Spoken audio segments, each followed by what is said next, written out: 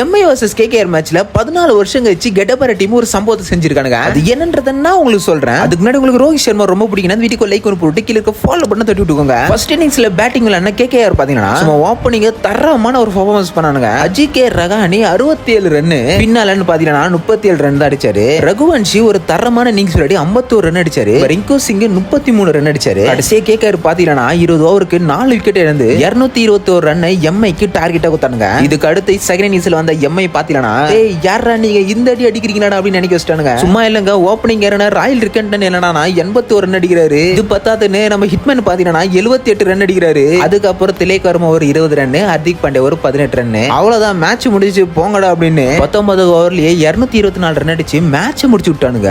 அட அப்பா, கெட்டபாரா பயலகடா அப்படின்றத நிரூபிச்சு காட்டிங்கடா. இதனால 14 வருஷம் கழிச்சு எம்ஐ ஐபிஎல் விளையாடுற ஃபர்ஸ்ட் மேட்ச் வின் பண்ணிருக்கானுங்க. சரி, ஓகே, இந்த வீடியோ பார்த்துட்டு நீங்க ஒரு எம்ஐ ஃபேன் இருந்தீங்கன்னா காமன்ல ப்ளூ கலர் போட்டுப்போங்க.